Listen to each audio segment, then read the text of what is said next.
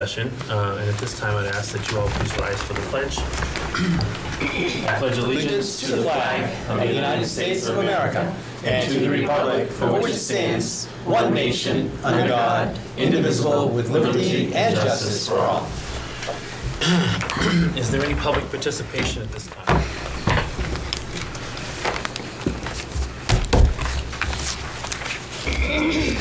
Are we over this way more? He's really far away up there. Hi, Stephen Henry. Last meeting I got up, I think it was the last meeting, and spoke about Haven and the presentation that they were going to give. And I said that they were part of the Women's Studies Department at UNH. That wasn't necessarily correct, turns out. I couldn't find anything that says that they are now.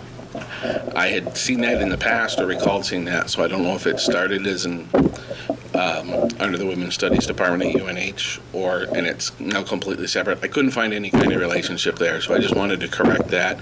I still have concerns about the organization. That stuff didn't change, but at least as of now, it doesn't appear they are under the Women's Studies Department, so I just wanted to correct that.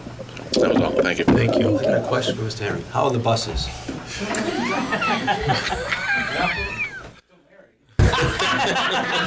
I don't see.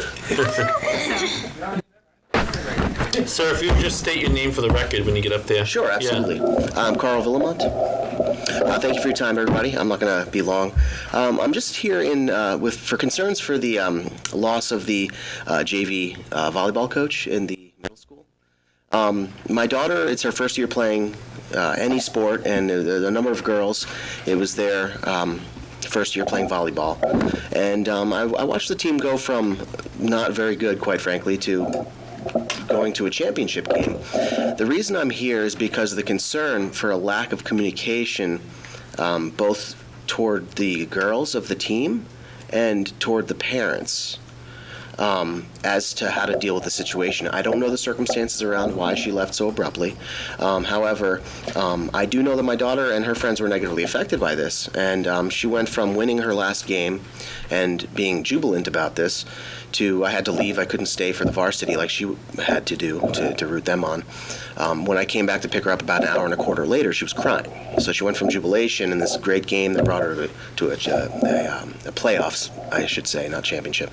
And I didn't know how to deal with it. I'm here to see if there's a plan going forward, A, to replace such a caliber coach, because I watched some amazing things throughout that season, and B, what going forward can be done in such circumstances to better communicate with the families and the students. And thank you for your time. Thank you. Thank you.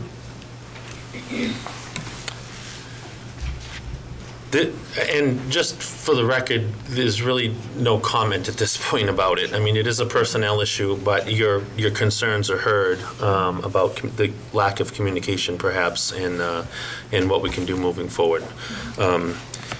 We have a school year to find, hopefully, a suitable replacement. Thank you.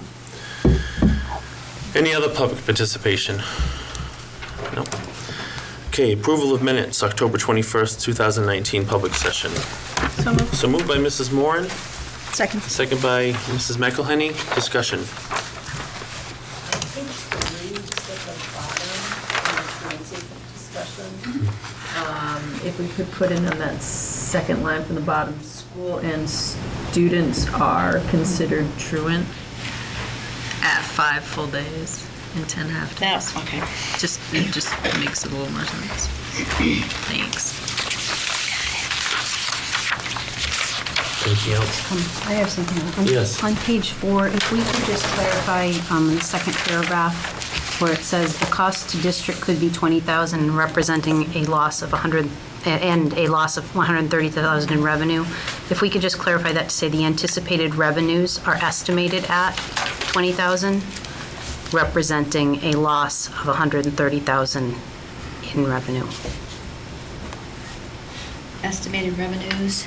Anticipated revenues are estimated at $20,000, representing a loss of $130,000 in revenue. Thank you.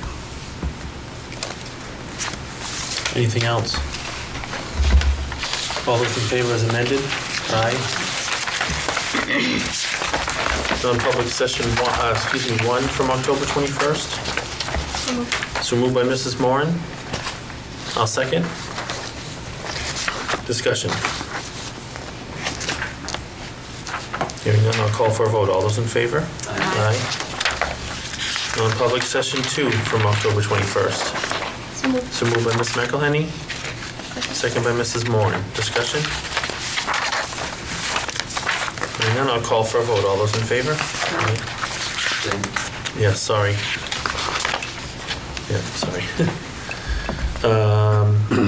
Non-public session 3 from October 21st. Second, motion by Mrs. Moran, second by Ms. McElhenney. Discussion? Just the spelling of my name.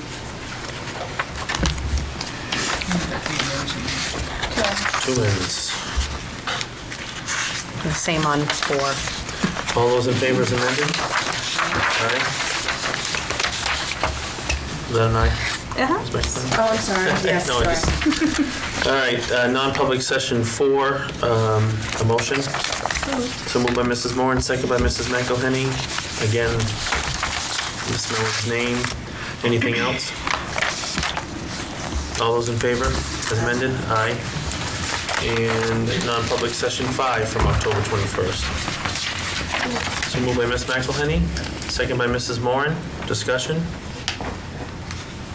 All those in favor? Aye. Okay. Budget overview. In your packet, before we get to that piece, you do have the financials for October. If there are any questions for Mrs. Mellon? Probably, you can either ask them now or email. I know it's going to be a late night, so maybe you would like to review them and... More information on them. I didn't really have anything that jumped out at me. They looked Okay. good. And Okay. do you have any questions for financials? And before we jump into budget, Mrs. Moran, did you want to address the email? Did you want me to? Oh, you can go ahead and do that. Okay. I was supposed to remind you, I apologize. Okay. In the minutes of the 23rd, we need to make a correction too regarding Mrs. Barron's comments about her time as school board treasurer for the district. Her exact statement wasn't captured particularly well, and we certainly want to apologize for any misunderstanding that might have created. So, And you have those, we did those corrections already, though. we did. Correct? We did, but wanted to make sure that The apology was out the there. apology was out there too. And what Thank meeting you. was that? That was from the minutes of the 23rd of September.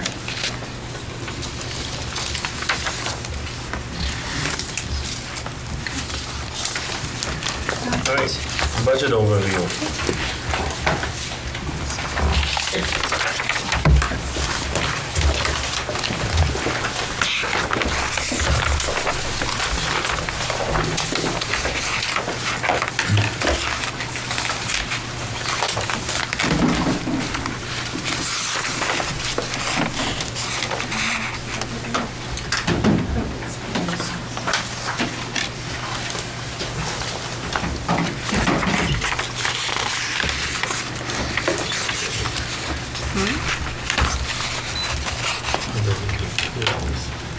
It wasn't the workshop.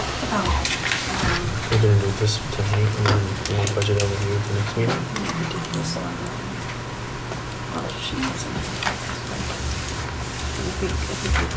I think this is just, But we already went over these at the budget workshop, workshop, yeah. but where's the rest? Okay, let me ask you a question, please, and I apologize because I was not in attendance at the budget workshop. We've got specific departments tonight that we're going to discuss. Where are the schools? Okay, the schools are next Tuesday. Okay, that's, I was I was trying to quietly ask Mrs. Moore on that, but what the heck, I'll just throw it out there. Okay. Sorry, I wasn't making a point to you. Everybody at home. They probably could hear me whispering, so that's what I was whispering about. So our overarching goal as a district, as we set our budget goals, for this year, we will develop a safe and systemic culture where stakeholders will be invested in the social, emotional, behavioral, and academic success of all members of the school community. So this involves a number of things. First, taking care of the bottom line.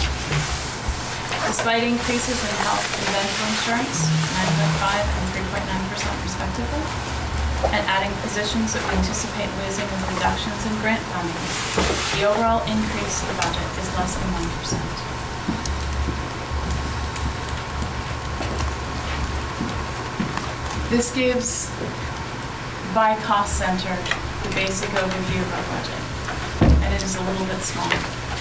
Regular education, $5,352,000. Special education, $3,591,000. Those are our two largest cost centers.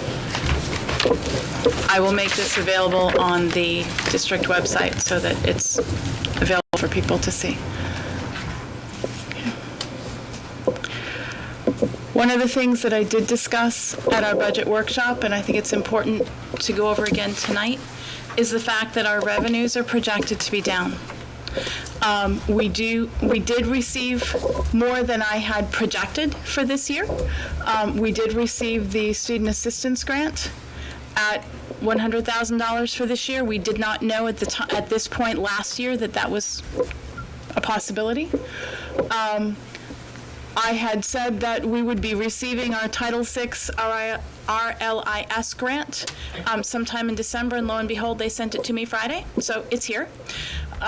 And instead of going down as I had projected, it actually went up just a smidge, so it's $17,271. Looking at allocations, about 85% projected for next year. That one may remain stable. It would be wonderful if it does. We are looking at reductions over time. In most of our grants, IDEA has been dropping about 10% a year. Preschool grant had been dropped quite a bit, remained fairly stable, and then we had projected some stability and received 38% of what we had had. This may very well be one of those grants that goes the way of kindergarten. I'm not sure where it will be for next year. Next year, Title I, we've been receiving about 94%, which is where I budgeted that for next year. Looking at about $404,000. Our grants for this year are up about $50,000 from where we had projected. We've received a couple of extra grants that we weren't expecting, which has been nice. But looking at that for next year, we don't have a guarantee of the student assistance grant. We don't know what our robotics grants will be. That will be a 2-year grant, so when we find out in early December where that will be, we will know for the following year as well. Student assistance is an unknown. The kitchen equipment grant is a one-time, and the Project Aware grant that we had talked about before, actually, this may go up a little bit. We're waiting to see how many schools actually respond. So we've been projected at about 15,000. That might actually go up closer to 20. We'll have to see. And may continue into next year, but we, again, have no written assurances of that at this time. So our projection for next year, all things considered right now, is down about $224,000 for our grant funding. For our primary revenue, we are looking at having received additional adequacy funds this year that will be returned to the taxpayers. Kindergarten aid was repealed in the portion that raised the adequacy aid. And so we did not receive that that $65,000. Medicaid, you had heard the corrections in our grants, in our minutes discussion. We are looking at our projected revenues being down because of the change in the way that rules have been written at the state level and how we are able to bill for reimbursement. So at this point, next year, we project primary revenue total of about $6,847,000.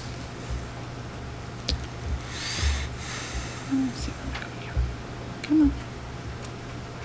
Sorry. Taking care of students, looking at social emotional wellness and safety.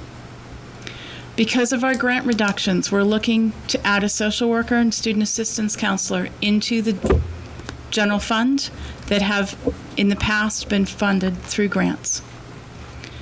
Our SRO will be in year 3 of a grant. Next year, we'll be required to pay 75% between town and school, splitting our funding. Next year, town and school need to fund together 100% of that SRO position. Should we choose not to fund the position, we are responsible for repaying the previous 3 years' worth of the grant. It's worth funding. Not only because of the monies we'd have to repay, but it's a very valuable position in our district. Project Aware is the grant that may be increasing somewhat. This provides additional resources for school safety, staff training, additional resources for infrastructure, for behavioral tracking. We're looking at social emotional learning and the Choose Love program at Valley View. It's being piloted in a couple of places this year. Looking at our multi-tiered systems of supports, PBIS is a multi-tiered system. It's one brand, but we're looking at making sure that we have those supports in place, behavior management that include social and emotional learning besides just the behavioral management piece. They need to go hand in hand. And remembering that relationships, relevance, and rigor matter. Taking care of staff. We've looked at adding long-term disability insurance, short-term disability insurance, and optional increased dental coverage. Taking care of community.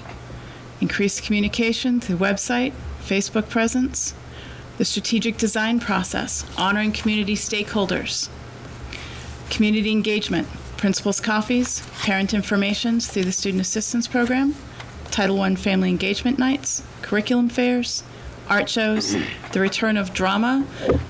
I should put theater. It's a school. Sometimes we have drama, but that's not necessarily what we're looking at, and concerts. Taking care of buildings and finances. Our performance contract engineering study is underway at no cost to the district. We were able to negotiate this so that they will provide us the study. We have an opportunity then to make our choices from what is available to us. If we decide to walk away, we're done. Hopefully that won't be the case. We're looking at this being a long-term plan for guaranteed energy savings at no bond, no borrowing for the district. We are looking at windows, doors, heating, lighting, a lot of those large components that make up a very large part of our facilities budget. We're looking at roof projects over the next 5 years for Henry Wilson and the high school, and Valley View within the following 5 years. We all remember when Valley View was new and the roof has been good, but we're getting closer to the useful life, the end of the useful life of that roof as well, and we need to plan ahead so that it's not an oops and an oh dear. Finances. We need to replace the finance software, as our present solution will soon no longer be supported by the company that issues the software, and we are finding that pieces of it are becoming a little bit cumbersome. Is that a fair statement? I think cumbersome's kind. Cumbersome's kind. So the portions of the budget tonight, I'm going to be talking about the district-wide and SAU 61 budget, For our pieces, the largest section, the increase due to the third year of the grant, it's actually a decrease because we've had a personnel shift. But next year, we will need to budget an increase. So just keeping that in mind. We had budgeted it looks like a decrease because last year we had budgeted for an officer who had more years in.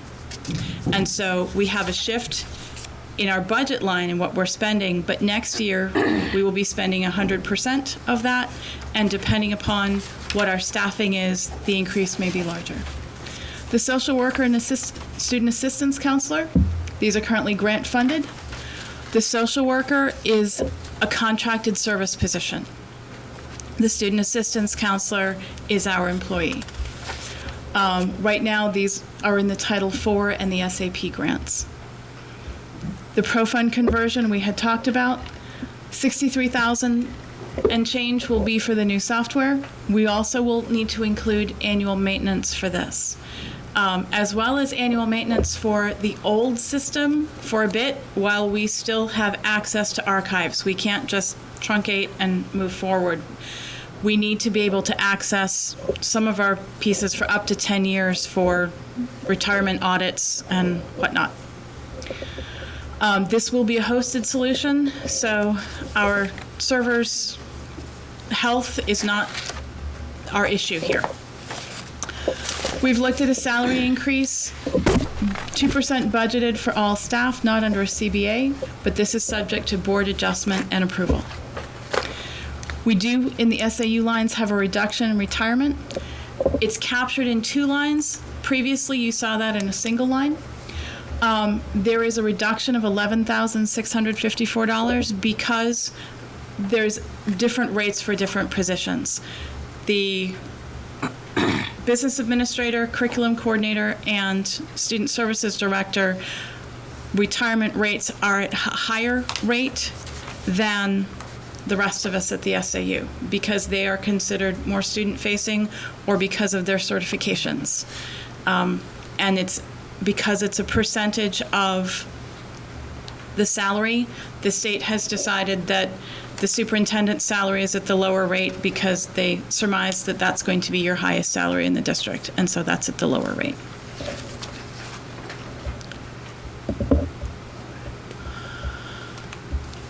For the school board section, it's no real change. We have continued the NHSBA workshop line from last year for the season ticket for professional development. I assumed that that was something that you were looking to have done. If I've assumed incorrectly, please let me know. For the SAU, we also have a decrease, 10% reduction in workers' comp, and a 33% reduction in our unemployment, which helps quite a bit. Give you quick highlights on facilities and transportation. Overall decrease for facilities. The 0.5 FTE that had been budgeted under building maintenance and grounds was added this summer into the custodial lines, and that continues for next year. Our increase in utilities reflect what we were seeing as overages for last year continued into this year. So it looks like a fairly hefty hike, but it was what we were seeing in payments for last year. Transportation, the majority of our decrease is in a change of billing. We now have 3 full-time drivers who are able to cover the majority of daytime trips during their contracted hours. And this makes a tremendous difference. We've also looked at shifting our repairs with maintenance cycles, and our new buses aren't needing to be patched together quite the same way that some of the older buses were. Unlike Steve's buses. You're never going to look down the buses, just saying. And so that is the quick overview. Okay. In your handouts tonight, you have by section, each of those. You also have an updated slide of the pie chart that breaks out where things are. And I didn't all of the pieces are in the board packet electronically. I have them by paper. I also have the paper packets for each of the schools if you want those in advance of next week, whatever is easiest for you. Just a quick question, I didn't get a paper Sure. with a pie chart on it. Oh, okay, I will get that to I you. don't- That should be, Did anyone else get one? No. I thought that was what I had given you at the very beginning. There were Oh, 2 or 3 color pieces. Colorful one. Under what heading? Roof management. Oh, It's this under the one here. roof, sorry. Sorry, I thought it was the new bunch. I didn't realize they were put together. Probably because they came off the color copier and not the other one. Okay.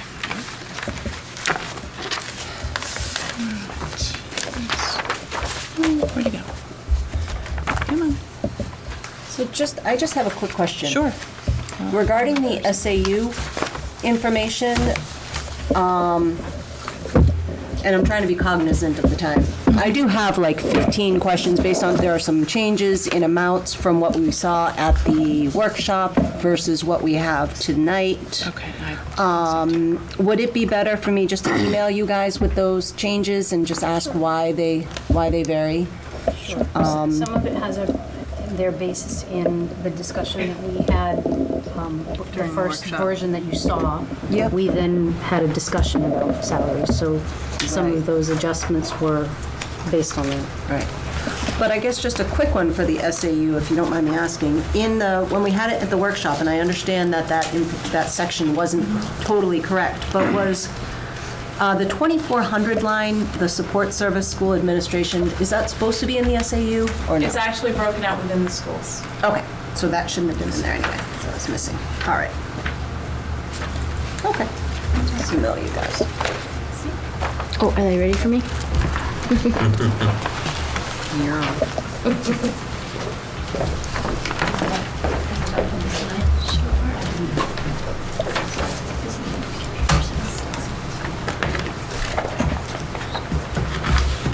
Oh, wait, we should. Or is this mine? Yeah, it's Just just by yours. It's myself? by yourself. Okay, okay. Making sure.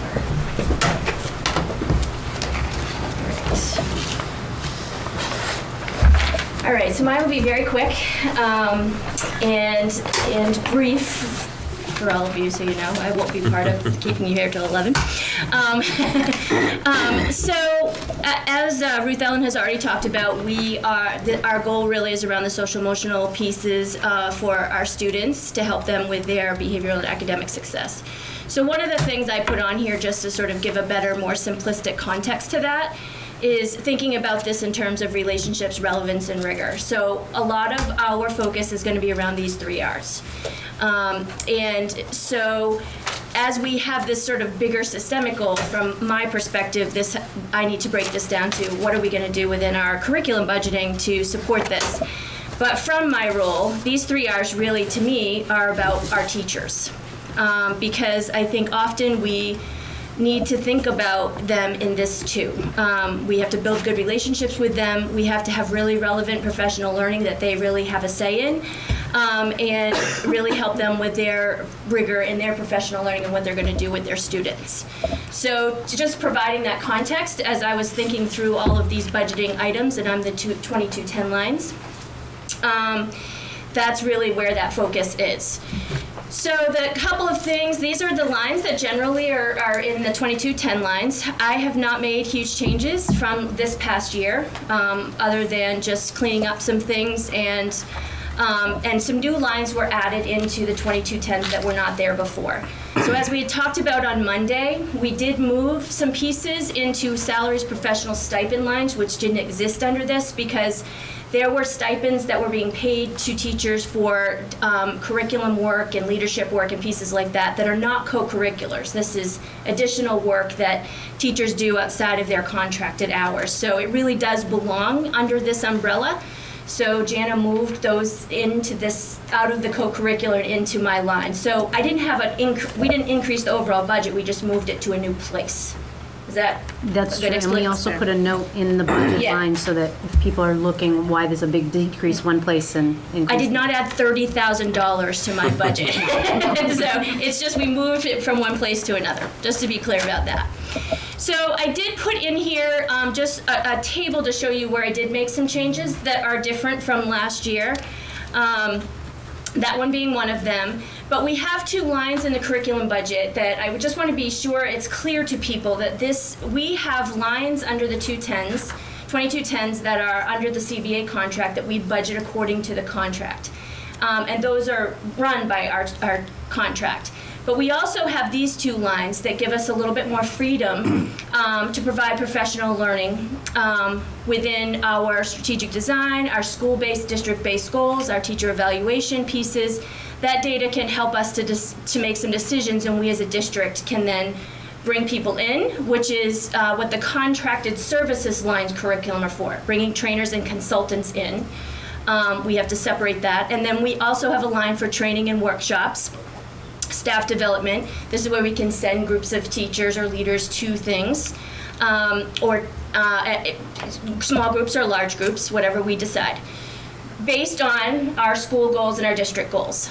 So I did make some slight increases here because I do feel that we need to start providing a much more job-embedded approach to professional learning and have a much better balance with that. So I added $3,000 in contracted services, and I went from $400, which is basically couldn't pay for one person to go to a workshop if we really needed some more there. So I upped that to $3,000.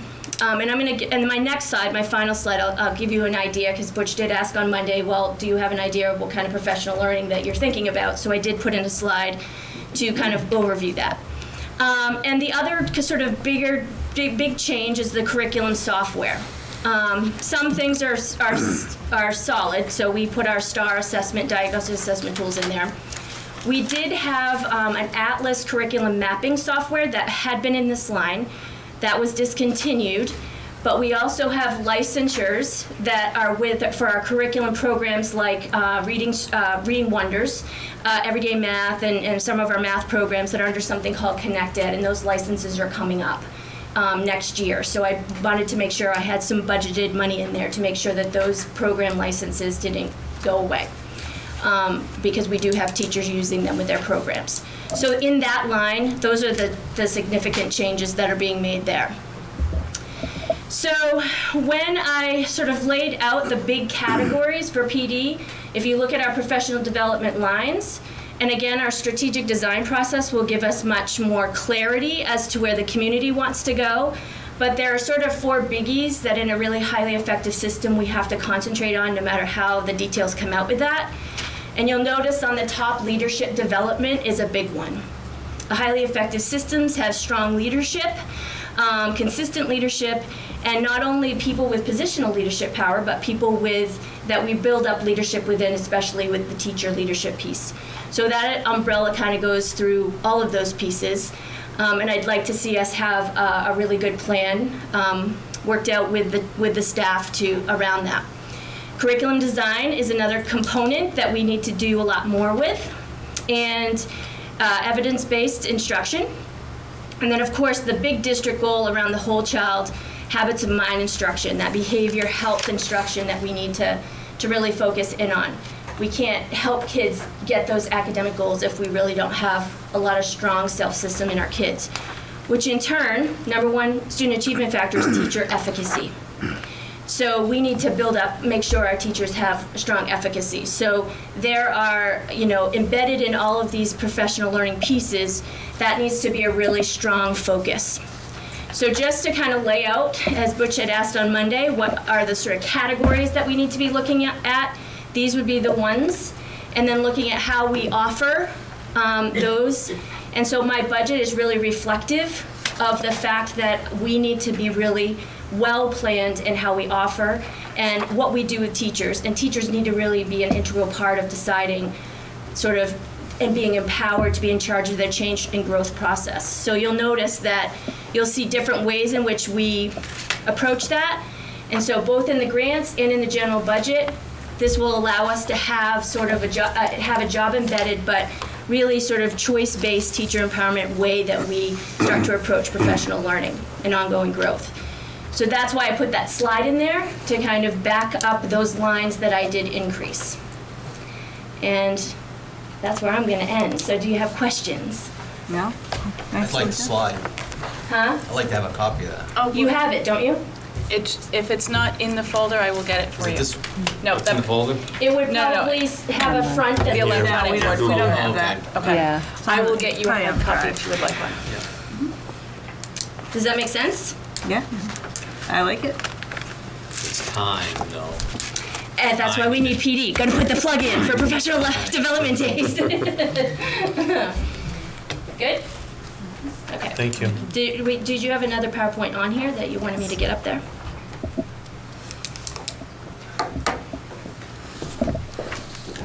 What's your computer? The next PowerPoint is actually technology, so.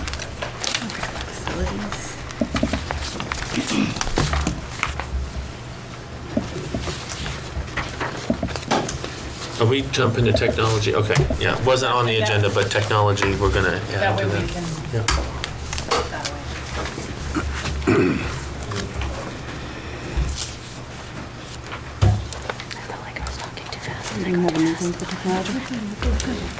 Okay, so as Misty had mentioned, that this year we're working on the school goal around safety, security, and investment in social, emotional, and academic success.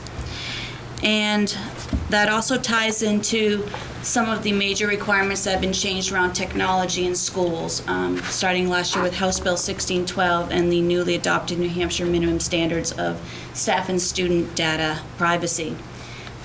So there was a lot of requirements that were put on districts and put on us to continue moving with updates and changes to support student and staff data safety and security. Some things that were already done that we've made huge strides in. When I came on, the majority of the Windows-based devices in our district were on Windows 7. Microsoft announced they will no longer support Windows 7 as of January coming up. And originally, if you notice on the red, that was the portion of our district devices that were on Windows 7. But as of right now, you see how the pie has greatly changed. And now the portion of our devices, have you noticed, have now moved to Windows 10 and are continuing to move. We also have done great updates with our servers and make major strides in meeting compliance of our new standards. There were a couple things, though, that as we're continuing to make these updates, so some of those laptops that, yes, we've updated them to Windows 10, that's great, but some of those laptops are at the end where they cannot go any further with updates. Yes, they will turn on, but they spin, they freeze. And when you have second grade teachers, elementary teachers, middle school trying to do STAR testing, and they're spinning, that causes frustration and stress for the students and staff in that classroom. So there is a need to start looking at replacing those computers and moving forward with something. So there was a request for the WHO, a set of Chromebooks to replace some of those old laptops that are just no longer effective. Valley View is looking to replace their second grade, or they have the oldest laptops, with a set of Chromebooks. And I'm also looking at replacing all the laptops for the teachers at Valley View. The teachers' laptops across the district are either past warranty or meeting past warranty, and they're getting to the point where we need to go ahead and put in a plan to refresh them. To refresh them all at once would be a huge increase. Valley View, however, because the case managers were already replaced last year, and we had already replaced a couple that were just really beyond repair at Valley View. Valley View can be done next year in completion, with the second wave for staff being the following year for the middle school and the high school. At the Henry Wilson, they've asked for a fifth grade. They had the oldest laptop cart. The other grades all have Chromebooks. Fifth grade is the only grade at this time that does not have Chromebooks. So they have asked for a set, as well as the UAs, who actually do not have a shareable set of anything that they can share. They have maybe a few computers in one of the classes or a couple of Chromebooks in another, but they don't have a shareable set. And the high school, to replace their social studies laptops, or that same model of the second grade at Valley View, also with a cart of Chromebooks. Well, why? I've already kind of talked about that. But the other thing is because there's a cost savings. There's a lot of man hours from the IT department to do the end-of-year cleanup, beginning of the year cleanup when you have a Windows-based device. There's antivirus license, Microsoft licenses. All of those things you have to take in consideration that you don't with a Chromebook. At the end of the year, or halfway through the year, the beginning of the year, or the moment they log off, the Chromebook is cleaned. At the moment they log off, it's wiped as if they were never on there. There is no antivirus license that has to be updated. There is no Microsoft license. So there's a big cost savings in going to the Chromebooks for just the man hours alone of supporting the devices. Never mind that, of course, a lot of us know that Chromebooks start with a lower start cost versus buying brand new laptops. But there is a cost saving. There's also the longer battery life. So those are been requested by each of the buildings to replace some of the older laptops that just, yes, they turn on, most of them, but when they're spinning and they're trying to do testing, it's just not effective, and it can cause stress and frustration for the students and staff. And the other is looking at our interactive projectors. Interactive projectors, what's that? Well, we have a lot of staff who have older projectors. Either we've replaced the bulbs a few times, blown out the fans, whatever, but they just keep failing. Some, she calls it rain on her screen. So some of them are ready, they just need to be replaced. But we also have what's called interactive spaces. That's where you can have technology up on the screen and you can touch and move and interact with it. But there's a move away from these things called smart boards. A smart board is a big board that is hard, not soft like this, that is installed on the wall, and it has to have a good physical, strong wall to install that smart board. However, the smart board requires a projector. It is useless without a projector. You cannot do anything with a smart board unless you also have a projector. So that means you have to have two pieces of technology to support, two pieces of technology to replace, to teach on. An interactive projector changes that. It takes the one piece of technology and it turns any flat space interactive. An interactive projector, I've worked with them in the past. You have the option of using a pen, or you can use infrared. And what's really neat about the interactive projector, it could be your whiteboard. I've had so many teachers that the smart board was put over their whiteboard and they lost their whiteboard because it was the only physical wall capable of holding that heavy installed smart board. With an interactive projector, they can keep their whiteboard. They can use a flat wall. So those spaces such as the STEAM room or the art room that may not have a good physical space because of the windows or the structure of the classroom, an interactive projector will work really well in there. They're mounted on the wall, so they have an arm that comes off the wall. Great for those classrooms that have the really high voltage ceilings, and doing an overhead ceiling mount just won't work. So the requests that were made from the building looking at interactive projectors were for Valley View. Valley View does not have any kind of interactivity, a smart board, any kind at this time, and for the kindergarten teachers, that is. So they would like to have all the kindergarten teacher projectors replaced with interactive projectors. They do have the oldest projectors. I'm down in the kindergarten constantly trying to swap out bulbs, trying to see what we can do to get them going. So their projectors were looking to be replaced anyways, and we said, let's just do two with one. Let's take those projectors that we know need to be replaced, and let's add interactivity without the costly board on the wall. So you'll see that in my budget, the one thing that's requested is to replace all the kindergarten projectors and add interactive projectors instead. That turns any flat space they have into an interactive space. At the middle school, it was requested for the social studies, 8th grade. And for the high school, it was requested for the STEAM classroom and the art classes. Those are great rooms to use because their physical space just does not work with an overhead ceiling-mounted projector, and they don't have any good walls to put that large smartboard on. Justifications, well, again, that cost savings of only buying and supporting the one piece of technology. But there's also a big trend in education to move away from teacher-centric into student-centric, where teachers are more facilitators and the interactivity comes into the hands of students, and away from the large, expensive boards on the wall. And this is one step in doing that. But these lines, where are they coming from? Well, what's interesting is it wasn't an increase in my budget.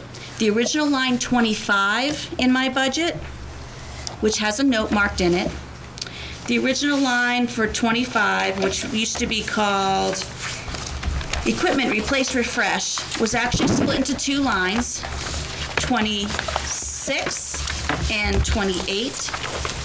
And you'll actually see it's a slight decrease because when I got all the quotes together for the amount that we would need to cover this, splitting it up that way, you could actually, and that was nice because you can finely tune what is a new technology we're purchasing and what is replacement technologies we're purchasing. So in the end, even though I am looking to do this to continue improving with the upgrades and getting us moving towards compliance and making sure that we have the needs supported for the students and staff, this is not an increase in my budget line to do so. The only increase in my budget that will stick out is just a simple one. It's line 13, and it was special project telecast equipment. It was a year before I came on, there was $2,005 there. And it wasn't until the end of the year we found out that that was for a support license for the telecast equipment. So I'm putting that back into that line. I was able to cover the cost of that through my software this year through cost savings from moving from enriching students to adaptive scheduler.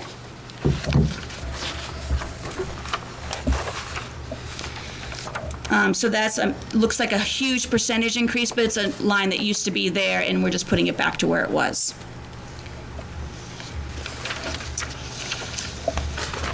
So the only other increase you might see that is pretty small is 10% in the software.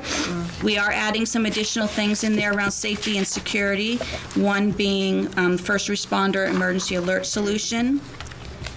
And there also is some training that will be included towards phishing awareness and understanding of safety and security, working with email, working with our network and our internet and our wireless. But other than that, you'll see that overall the total increase for my budget is about 1%, and that's including with salaries. So are there any major questions on there? Salaries, are they contractual percent increases? Or who put the 4 or 5% increase in salaries? One of those lines is two positions. Are you looking at the one that is the... Line number 1, 5% increase. Oh, I Line didn't know. number I didn't one, do that the increase that was placed there was a 2% holder. However, the increase shows as more than that because the salary was increased last year after the budget was passed. And so it is an increase beyond what was budgeted, but it is not, it's 2% beyond her current salary at this time. So 5% over 2 years. Correct. And the 4% increase for line number 3? That was based Is that on... contractual? It is not Because I'm contractual. seeing percentages all over the place. I saw in the SAU budget, for the most part, every position except for one was 2% increase. Where are we coming up with, well, you're going to get 5, you're going to get 4, you get 2. It's not... This was straight. based I didn't have those lines. more along the lines of two issues. One, there was a track change over what had been budgeted previously, and two, that has recently been approved, and two, there were overages because of overtime in that line in the past. Well, the track change Was on in the other teacher line. end of That's things. That correct. should be a That's different right. line. That's a different line, you're Yeah. right, you're right. So this 4% was- represents what then? It represents a change based on what was in for overtime last year. If you look at what was expended last year.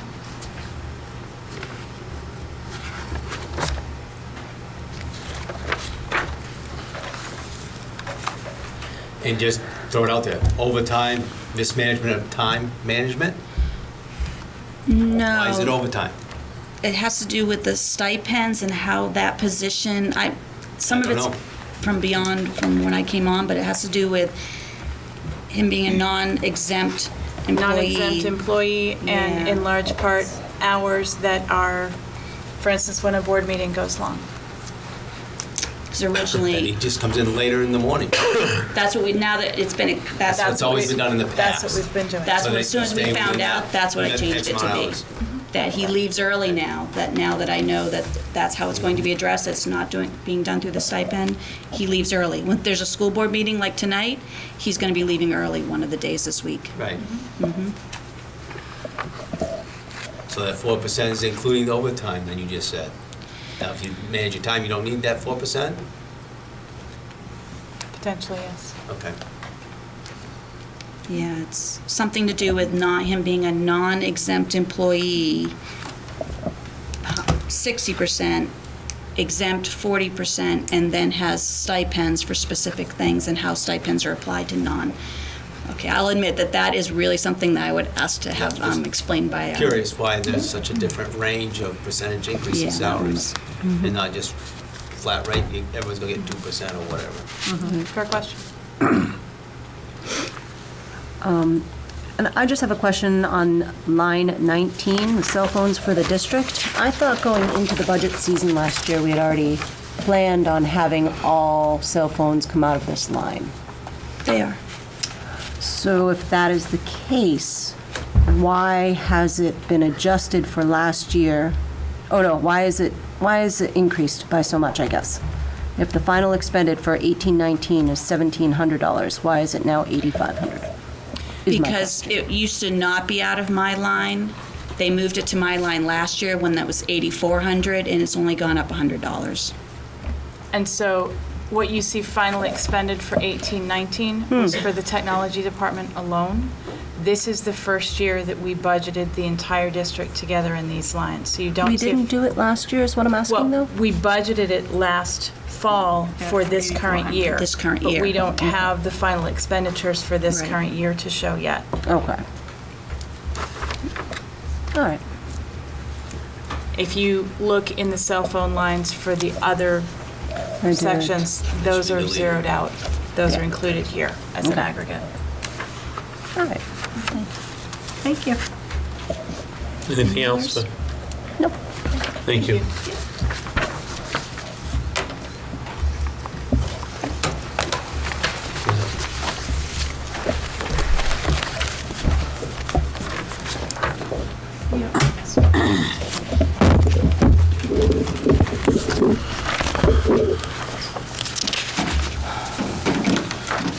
Application? Do we have a new? I don't think anything changed in transportation. Did anything change in transportation that you have new sheets or?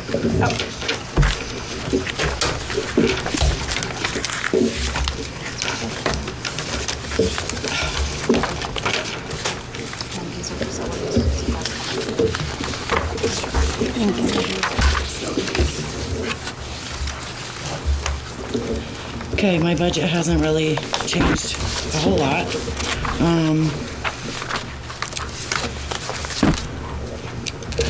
There's a little bit of increase with workshops and conferences for drivers due to new drivers. And we have to have a contracted trainer come in because we don't have an in-house trainer anymore.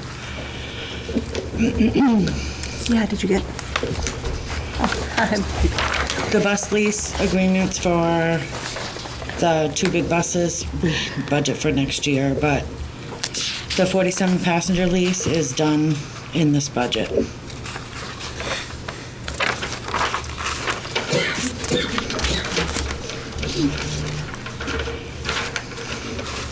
Are we expecting, I just can't find the line, are we expecting to pay more for a contracted trainer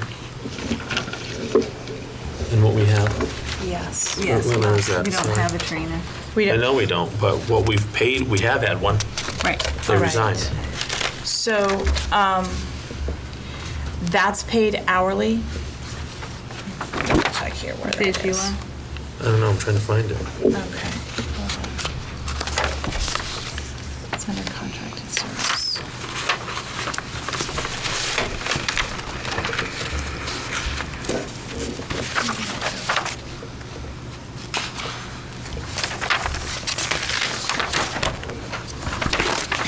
It's line 17, other professional services, transportation. I'm sorry, I should have said that. What we are paying for that service is going to be slightly more than having had the in-house trainer. It is paid hourly, so we do have some idea where we're going to be looking at that. But each driver needs to have at least an additional 8 hours of training. They aren't all in need of the same training each year, so it's not just 8 hours. Some will need different pieces than others will.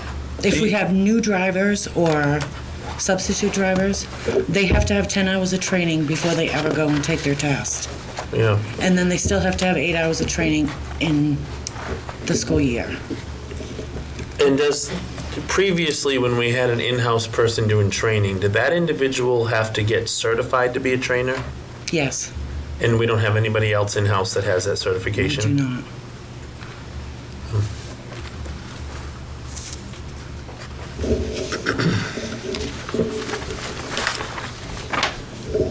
I just have a quick comment to make. First off, there are still zeros under the administrative proposed.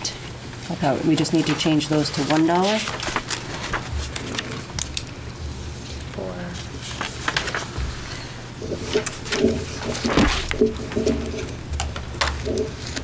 Line 3, line 5. Yeah, I mean, just if you go down the administrative, Yeah. there's a bunch. Okay. That changed. A sharp increase in transportation for homeless. Is that due to number of students that are homeless or distance we have to travel to pick up? Both. That's huge. It is. Wow. It is, and frankly, I'm hoping that that's going to be enough. We have seen a marked increase, Huge. and because of distances, we're looking at needing to get very creative in how we've shared with other districts, sometimes contracting out. I don't like to use taxis for students, but there have been times that that's been the only option we've had. And oftentimes, that's what another district will have as their go-to, and then we're having to pay our half of that, so. Now, looking ahead, do we need to increase in the line of transporting to a different school district? Well, and that's why that's why Would that there's come under been. that line? Well, no, It doesn't come under a homeless situation, but well, transporting. this is transporting homeless students either to our district because they have lost housing here, Here, they're living somewhere else but coming back, or they're living here having lost housing in another district, and we need to split the transportation to get them where they were. We are required to split it with the other district. And the other district that. Splits it if they Splits it. lost Yes. home here. Mhm. Yes. live in a dis- Yeah. So it's all split. It's split, but some of them are a lengthy trip. Wow. And the definition of homeless is still a federal definition. It is. McKinney-Vento. Has that ever been challenged in a court that you know of? Not that I know I'm of. surprised it hasn't yet. Well, I don't know of any. Yeah, I just haven't heard. asking. Yeah. None of my trainings have showed me that that's happened yet. We arrange, we identify them based on the criteria, and then there's a pretty strict set of rules on what we do after that. So the homeless liaisons work together in the region to work that out with our transportation people once they're identified. Okay. Sometimes it's like playing Tetris. It is. My whole day was that today. Anything else, Lynn, that you need to highlight, or is that pretty much it? No, unless somebody has Any specific any questions? specific Lynn? questions. Fixing those zeros. Right. Anything else, Ms. McElhenney? No, not at this time. Thanks, Lynn. Thank you. And the zeros that haven't been funded, we won't be doing, but.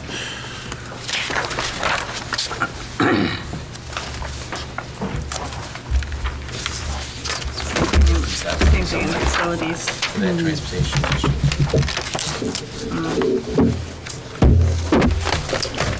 Hi, Larry. Joe? Facilities maintenance. Mostly mine hasn't changed a whole lot on most of the lines. I've cut somewhere we can.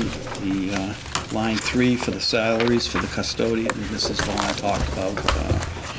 We did add that back to a full-time position where it was a half position. We went over a year without having a position filled at half-time, and now with the recycling program with the trash and stuff, we thought that it would be good to add with his extra work and pickup and collection and everything. The grounds maintenance that was listed last year, that has been moved up to that line. Overtime lines have been incorporated in the regular salary lines. And the only other ones that have increased is, we did increase the kitchen repairs for the equipment. Bumped that up some because we've been having some issues pretty regularly with dishwashers and steamers that I have to get somebody in to repair. And with that being said, I know in the bag on line 141,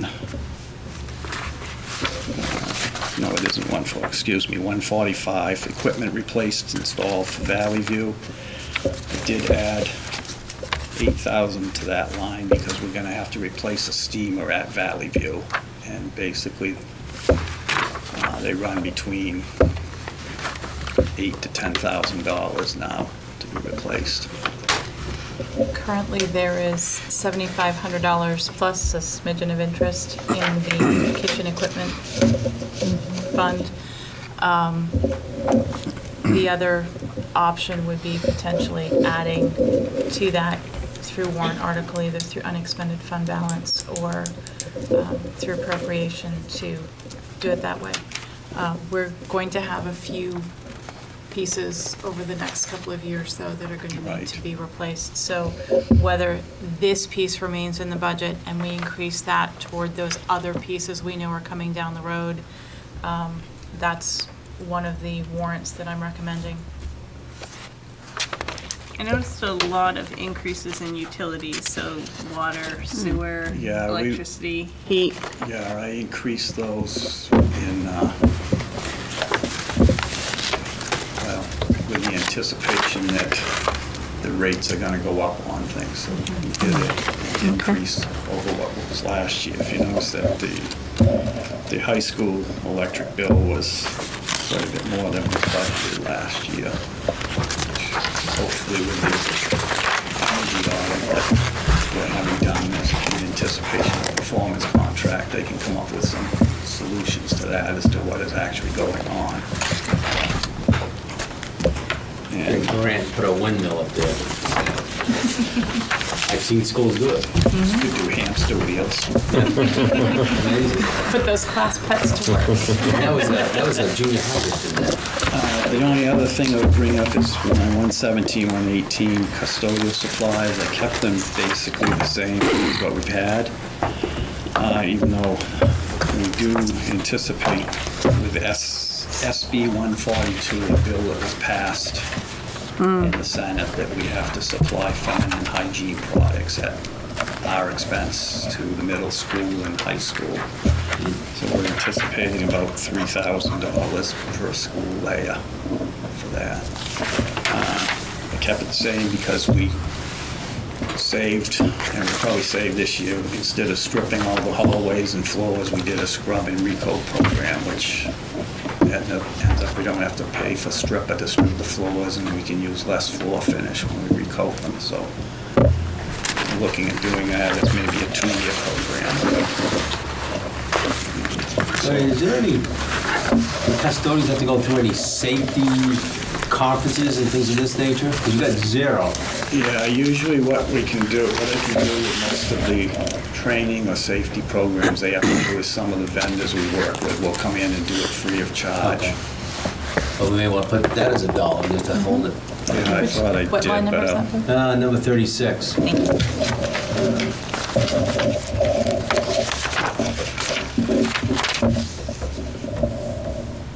Well, at 36, yes, I do have 500 there now. Oh. You got enough? You got enough there? Yeah, you got one. Unless Linda's holding that one on you too. Yes, yes, I am. Sorry. My apologies. So there's the $1 plus a few more. Yeah.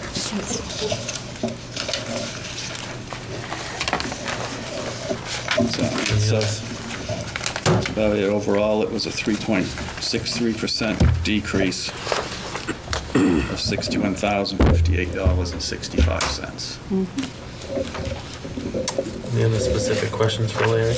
Nope. Thanks, Larry. On Tuesday, we will look at student services and the 3 schools.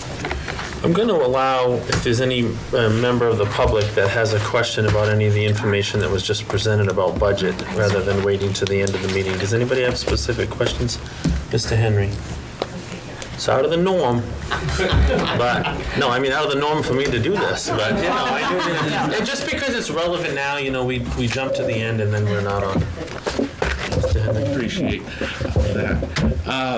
On the computers and replacing all with Chromebooks, I don't know what they're being used for, so I just want to be conscious of the fact that when we get out into the working world, if we're not teachers, chances are we're not using Chromebooks, so I want to make sure that there's still enough somewhere in the road that we're learning how to use the machines that we use in the workplace. You know, when I came up, we had Macintoshes and Apple IIes in the classroom, and nobody used those in the workplace, and that was kind of a problem. I don't want to go back to that, where we're using these educational machines that don't translate. When they get into the working world, they need to start using other programs. And then on the buses, I'm hoping the plan is to continue to fund those capital reserve funds, even if we don't need buses this year, so that we just kind of have that consistent amount towards buses every year. So we have a surplus so you can come back? There is a, Nothing to do. There is a proposed warrant article for that. Okay, great. Sorry, Megan. All right, thank you. Thank you. Anyone else about budget related? No? Right, in one. All right, where are we at here? Policies. A motion to accept IMAH as a first read. Daily physical activity. Daily physical. Motion by Mrs. Moran as a first read, second by Ms. McElhenney. Discussion? I'm sorry, was that just that the one? Yeah, I was gonna go do the others as a Okay. final. I know they're not on your thing, but I'm gonna fly right through them, I promise. Okay. What are the ones we don't know about?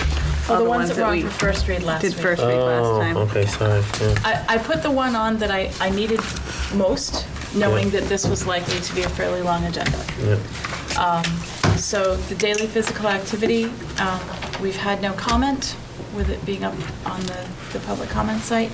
But this assures that students are moving, and this is also required by law.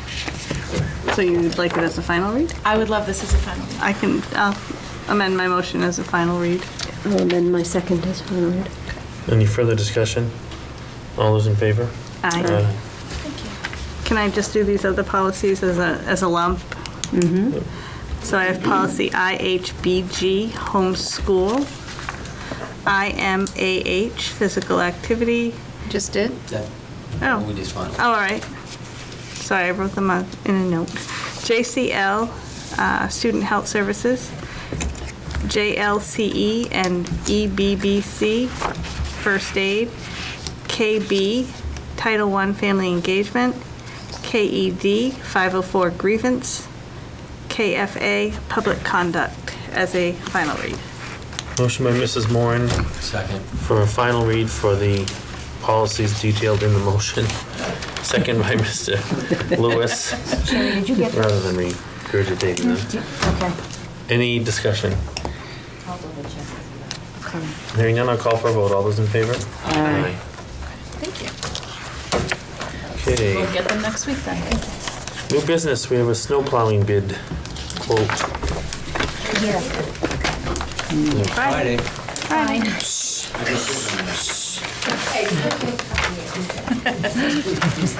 So, last year, You could make a the plow board from the chose bus. to waive your bidding policy because the group that we have doing our plowing kept their prices the same, and there was only a nominal increase for the product of salt sand.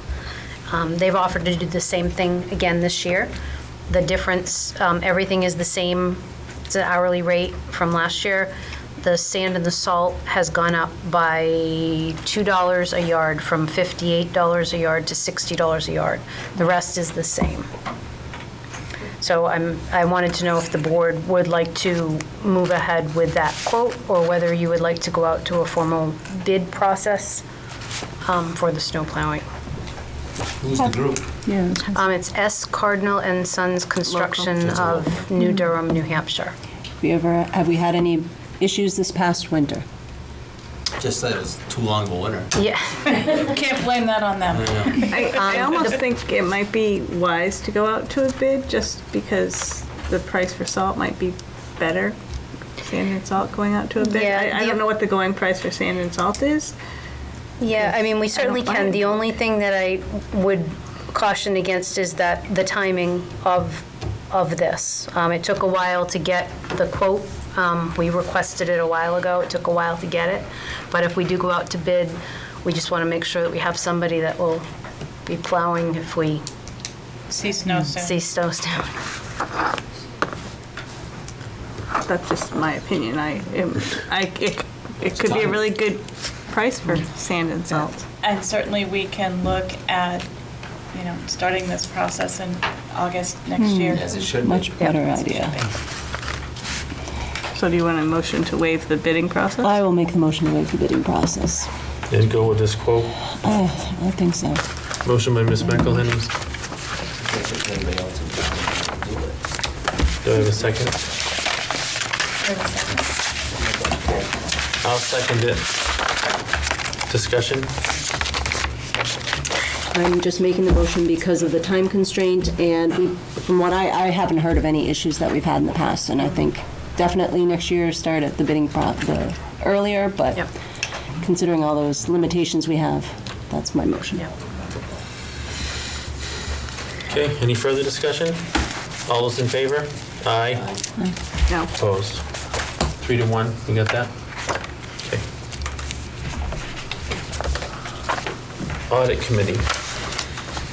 In your packet, there is some information around the audit committee. We were advised by our auditors that we might want to look into starting an audit committee. So you have audit committee charter guidance, and then you have best practices from the Government Finance Officers Association.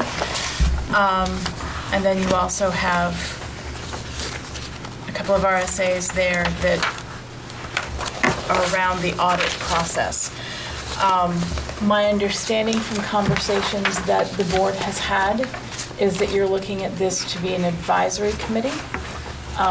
Pretty much the two types of audit committees are advisory, or the board essentially relinquishes their responsibility and authority over the audit process, and it is taken over by the audit committee. My understanding is that you were looking to do an advisory committee, but and that's kind of the materials that I've given you, but if you have headed in the wrong direction, I am happy to shift that. No, I think we need to make sure that we have local control right here. The principal piece of the audit committee's makeup, and as you're looking to create the charter for the audit committee, is that the members need to have background in finance, accounting, auditing principles, general accounting principles. As I've spoken with audit committee chairs from other districts, as I've spoken with other districts who have audit committees, one of the first things they've said is, this is not training ground for somebody who wants to know how an audit runs. These need to be people who understand the process, understand general accounting principles, and are able to review, kind of hit the ground running. Much of the guidance does also suggest that if you don't have sufficient members with that particular background who are residents, that you might look further afield. Suggestions have been retired auditors that you might have on the committee as an advisory, in an advisory capacity. Obviously, we're not looking for this committee to have its own budget and be contracting out services, but you are looking for people who can review and speak to findings and recommendations from some basis of understanding. So, there has been question within the community, when is this going to start? What are the parameters? And so I was asked to put this on the agenda to make sure that it's back on radar. Our audits have been finished, but we do not. The field work. The field work has been done. completed. We have not yet received the report, but they did finish the field work. They'll be coming back, excuse me, in mid-November to do the single audit field work. That's a separate entity. That's for our federal grants. And that's for the fiscal year ended June 30th, 2019. What district around us has an audit committee? Wyndham is the one who's had the most established committee. And I have spoken with their chair, with the chair of their committee. Haven't spoken with their superintendent. Plus their budget's a little bit more. Their budget is a little bit different than ours, yes. But, so, if we had an advisory committee, they wouldn't even start work, like any kind of formal advisory work until when? Well, once we receive the audit report, I would think that would be a time to review the audits and any findings and any questions that you might have, because that's when you start planning for your next engagement. So I think it's kind of a ongoing process of review upon the receipts of the audits. What's a committee? Number-wise, I guess. How many? You have some You don't want latitude too there. many. I wouldn't think you want a committee of 13 or 14. Probably you'd want at least 3, probably 5, so that a quorum is perhaps easier to achieve. Again, that's some latitude that you have in developing the charter. Now, do you need to have the charter established prior to forming the committee? Again, that is a board decision. It doesn't have to be. The board can decide and develop the charter and then commission the committee, or you could convene and have the committee develop the charter, but then it becomes perhaps more problematic if the board is looking to guide what that committee's roles and responsibilities are. It might be best tackled as a workshop, but again, that is entirely at the board's purview. Yeah, I think tackling it as a workshop is take it and digest it, and you can put a date on the calendar for a workshop day.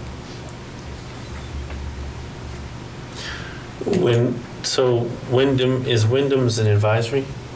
Wyndham's is advisory. They have, the majority of their membership is either in the finance or audit community themselves, but not involved with the school district finances. So if we were to form an advisory committee and they would meet, who would they be meeting when they meet? They would be meeting with members of our auditing firm, no? You can request that. That's one way that you can request that the auditors come and present the audit findings to the committee. I couldn't serve in any capacity on your committee, but I could answer questions if you had them about how, what the findings meant or things like that. But the whole point is you want independence from Realize. your business office. That's the point of the audit committee. The audit committee could also be invited when the auditors present to the board. They could also hear it with you and then separate out and take, so it's not two separate times of the auditors coming to present as well. Depending upon where in the cycle that happens. It might not happen for this year. When do we anticipate the auditors to present to us? I don't have a date at this No. point. They just finished the field work the last part of October.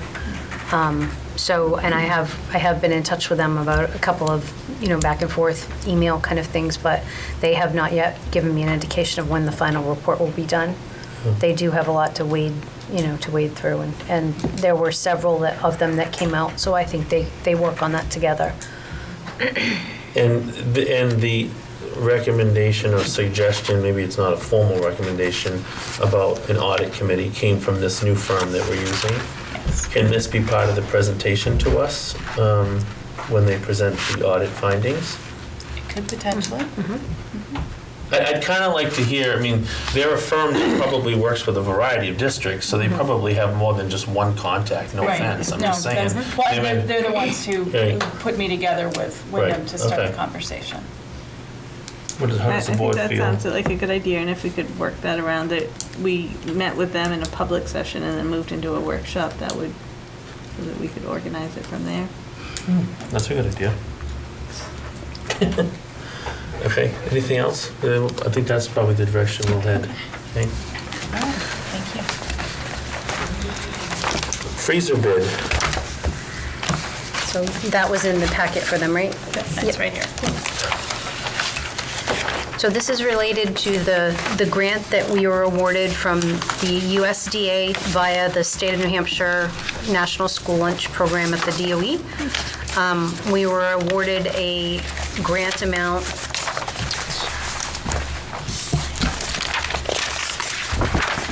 of $27,028.83, which the board has already had a hearing to accept that unanticipated revenue. We received one bid through the bidding process. It was Kittredge, and you have that in front of you. Their cost is underneath what we were looking for, but our proposal, rather, when we put it together for the grant, includes some costs for plumbing and electrical, as those things will have to be addressed outside. Typically, the Kittredge won't do that. We would need to have some additional assistance from that, but the grant will cover that.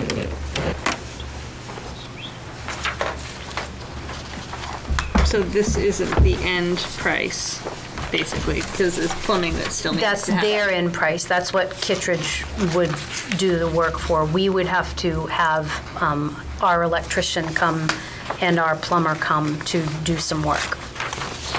But that is, that's been factored in to what we asked for. Okay. Disposal, $500? Each, or from both of them?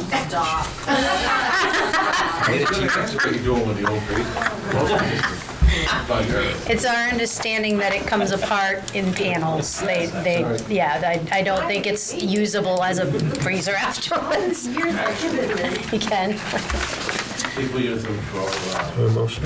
I'll motion to accept the bid from Kittredge in the amount of, is that middle one, the total, $17,875? Oh, sorry, It's I'm not 24. on the other page. $24,375, sorry. Motion by Mrs. Moran to accept the quote, the bid from Kittredge at $24,375. Second by Ms. McElhenney. Discussion?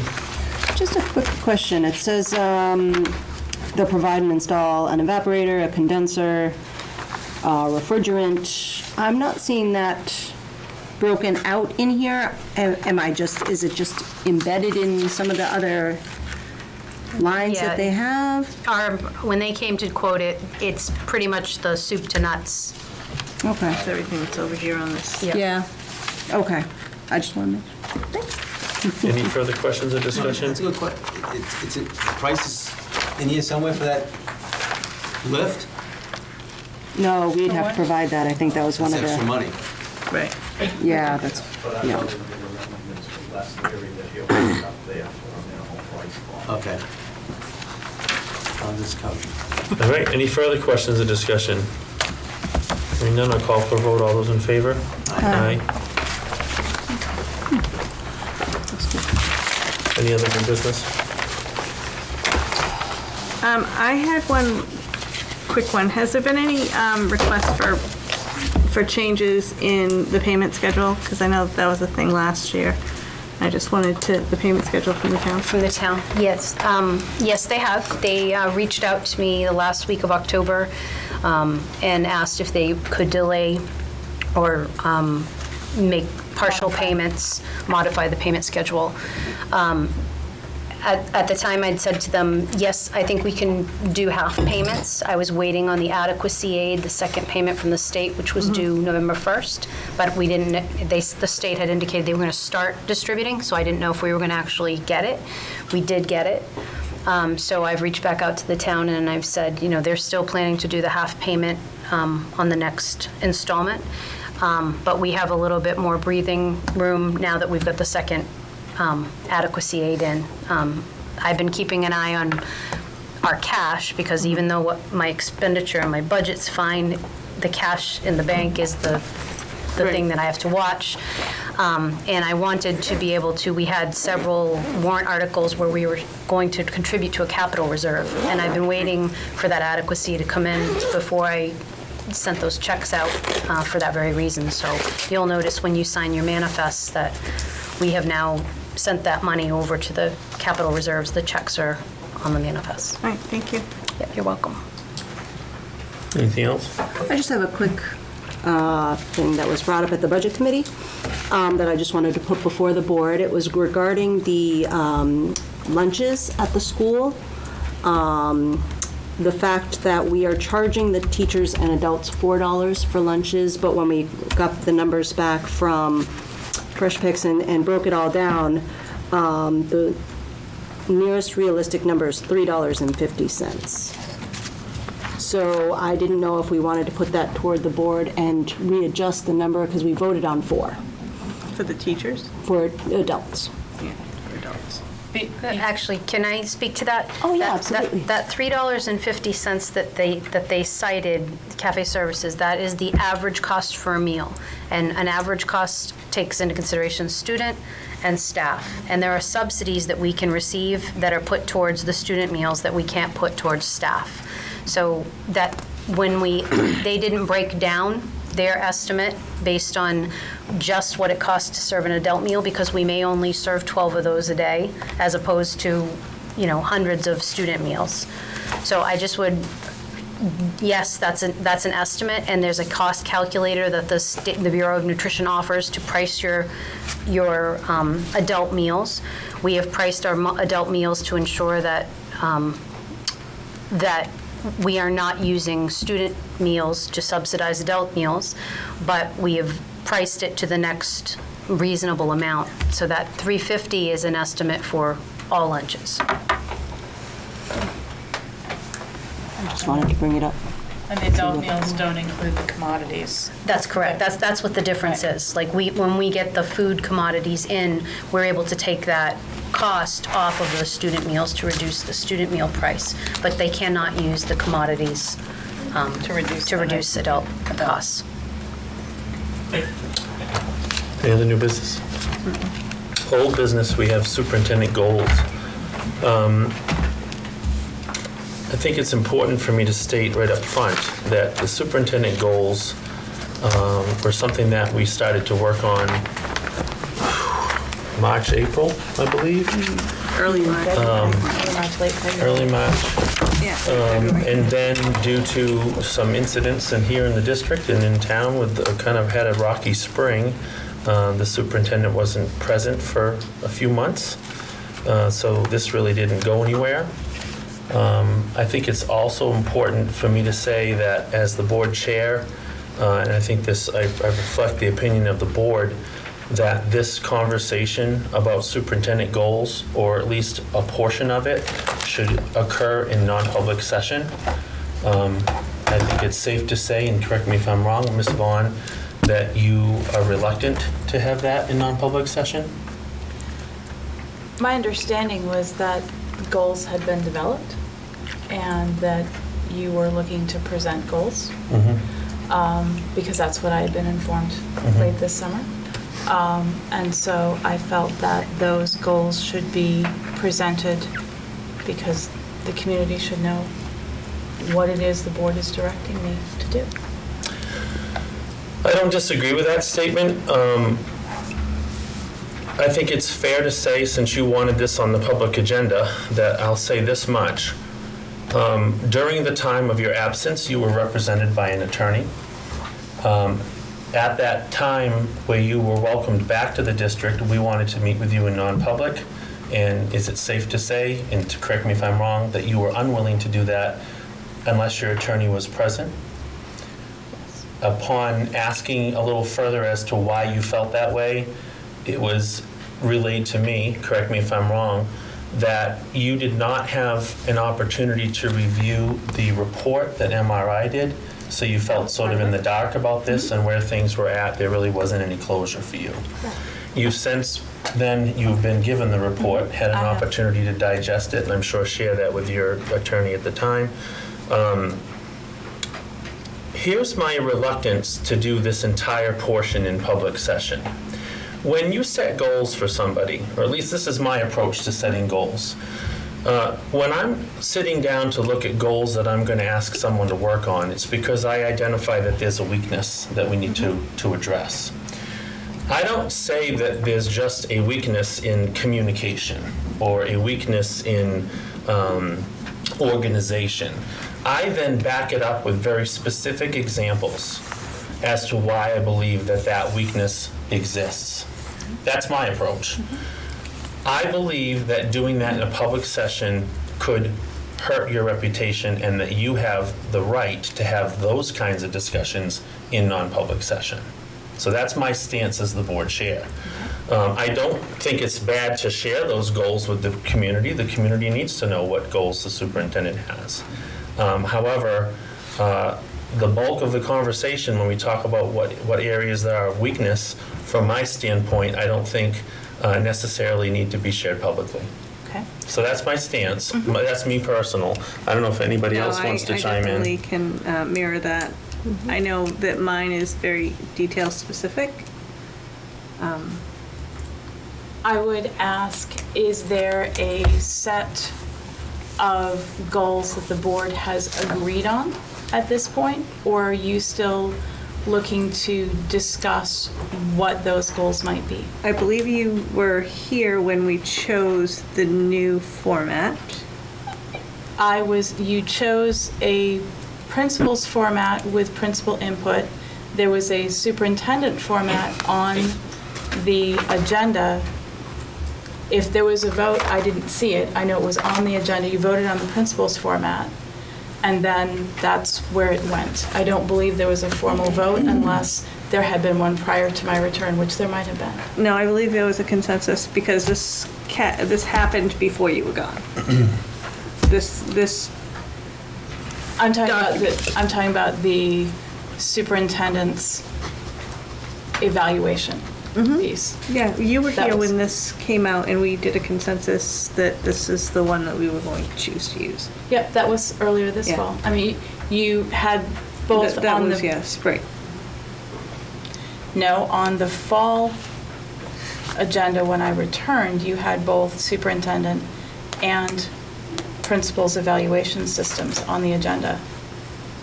This form, Is it this, it's the same form? it is the same form Okay. from March. Okay. It's the same form from March, and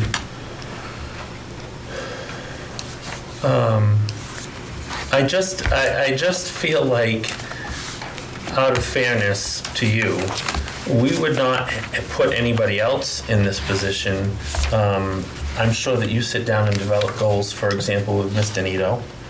Maybe those goals are based on any weaknesses that you identify in her performance. You would never sit down and do that in a public session.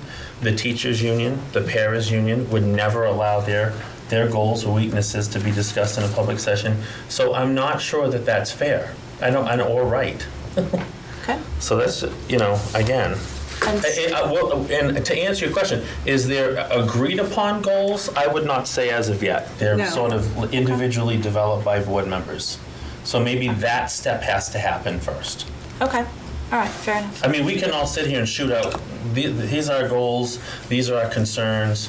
But there's not there's a not a developed set. collective, well, we have a new board member, first of all, so that is, We do have a former board members that was left with us. was left with us. In March, Because because she this was- developed them at the time, so, which is probably good input.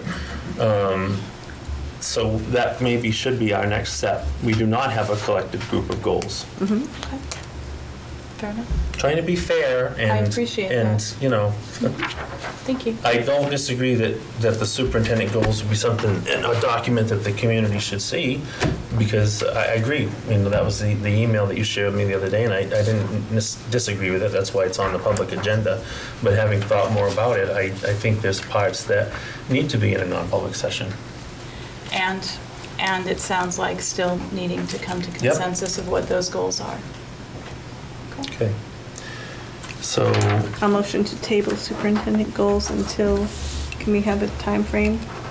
Do we want Well, to we set can- a time for us to meet? To come up with a cohesive, So I think if we just sat down with all of our individual goals that we wrote, we could do that, maybe collect them at the end of the meeting and today and come back with something kind of cohesive. you want to do that tonight? No? You do have a meeting on the 12th. We have a meeting on the 12th. Why don't we put that Can we on? meet early on the 12th then? What we scheduled for, 6:30? Agenda's not out yet, what time would you Okay. like? Mr. Lewis, can you do, it's hard for Mr. Frieda to be here earlier than 6. But if he has prior notice, I But think if we, he could do it. or I even can- if he could I come can do to us as with his. the earliest I can do is 5:30. 5:30 works. Okay. I could do 5:30. And that'll, we'll open up in public, we'll go into non-public to discuss goals. Okay. Okay. Public participation. About anything. You can't have the freezer panels. Oh, I'm sorry, no, we did make a motion to table. I'm Yes, sorry, there was a sorry. motion to table and there was a second. All those in favor? This is for the Aye. goals. Aye. Yeah, to table it until Thank you, 12, Ms. Fraser. 5:30. Mr. Henry. On the freezer panels, you might want to consider putting that out to bid. There is some value there usually. Rather than paying to have them disposed of, somebody may pay you to take them. So, I don't know the condition that they're in, but if they come out in panels with the roof and everything, there's a market. It's on your front lawn. I'm not saying, I have purchased them in the past, I will say that. The school lunch thing's still kind of sticking with me. Linda did bring us answers and stuff at the last budget committee meeting. Got a breakdown. Total cost of the meals was given about $3.50. I think there's a penny one way or the other between. And then the total revenue from all sources between what the students pay and then all the various federal reimbursements, because of course it can't just be one line, there's half a dozen there, came out to about $3.50 as well.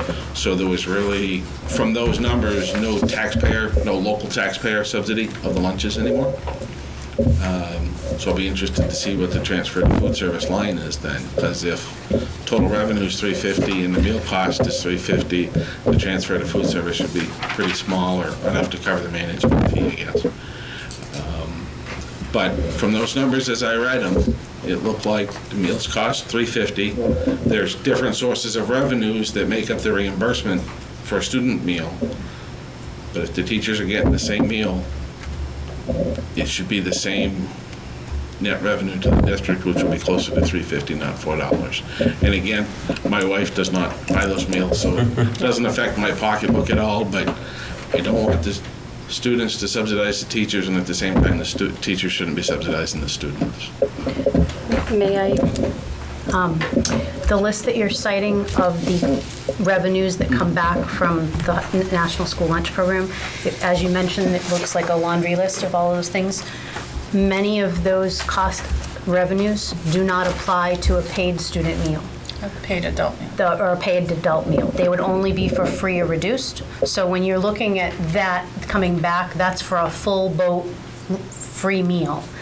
When a student pays for a meal, we're still allowed to use our commodities. We still get a small percentage back from the state for that reimbursement, but the lion's share of that reimbursement amount that you're looking at does not apply to an average paid student meal. So we're...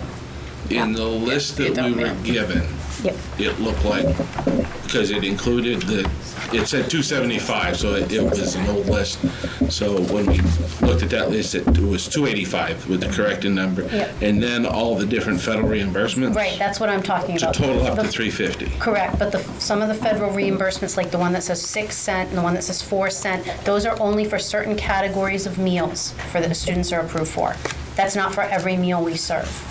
So a student if you break down that list and you go down through that list, there's I think a 3 cent meal that we get for any meal we serve to a student, but a lot of those other ones are only if students qualify for free and or reduced, and some of them double up on a free, but some of them are not applicable to an average paid student meal. So when you're looking at the $350 as the cost of the meal, we actually have some additional, that's not for every single meal we serve. That's not the reimbursement we get back. And none of those apply to an adult meal. I understand that. Right. Yeah. But, so I was looking at the cost, the 350 cost of the meal Of an that we were average meal. given. As an average, right? Versus and then the numbers that we were given showed 350 revenue. Now, if those revenues are not for paid for lunches, then the numbers that were given at the budget committee weren't complete, I'll say. But what 'cause it the didn't budget give committee the- asked for was what were the reimbursement rates for a meal, and that's what you were given. Right. Those are the reimbursement rates for the different categories of meal. What I received wasn't broken down, here's the reimbursement for free, here's the reimbursement for reduced. No, it's the way it comes from the federal government. They have different categories, and they give a certain number of cents per meal from different buckets of funding money, and that's what you were given. And it's not, And the Do funding you money have what we doesn't- were given? To the breakdown, because it was a single list that started with the 285 from the student. or Are you 270. talking about calculating the adult meal, or are you talking about the list of reimbursements? So, talking about, we showed that a student's meal gave us a total revenue of 350, give or take a penny, and it was a cost of 350. Yeah, this is different than what I thought you were talking about. This doesn't Okay. take into consideration the reimbursements for all of the different federal things. That was another little thing that I'd sent Oh, I don't know along if I have earlier. that handout That was with probably me in as well. September when you asked about it. It was in an Can't earlier remember month. that one. Yeah, I was going on the one that we got at the last Yeah. meeting that told us the cost of the meal was $350, charging teachers $4. Take students right out of it, you know. and so, I mean, we can pull back Yeah. together again, both the September and the October pieces. I just want to make sure that the board is aware of what you've been told a meal costs and what you've been told you should charge the teachers when you are charging them. And then, from what I'm seeing from revenues and what we've been told the meals cost, that transfer to food service should be awfully small. I understand too that that's also based on anticipated number of meals served, and so if that changes, so do the revenues. Just putting that out there, so And it's hopefully not the a food one-to-one, costs. so. And hopefully the food costs too. Other public participation, anyone? What's that? You're welcome. Okay. Then our next meeting, folks, will be a week from tomorrow night, which is November 12th. Of course, we won't meet on Monday as we observe Veterans Day. To those of you watching from home, and perhaps if we have veterans here, thank you for your service to our country. We will meet at 5:30? 5:30, but we will be in non-public session and try to get out of there by 6:30 for public session that evening. And again, I apologize, and I apologize to our administrators who had to stick around tonight. I don't want you ever wasting your time, but we didn't anticipate that things would go that long prior to a meeting. Thank you to those of you who joined us from home, and thank you to those of you who came out this evening. I'll entertain a motion to go into non-public session 3 for personnel. But under RSA 91A:3, A, B, and C. So moved. Is 4? Is it 4? No, it's No? 3. It's 3, we had 2. 3, right. So moved by Mrs. McElhenney, second by Mrs. Moore, and all those in favor by roll. Aye. Good night, folks.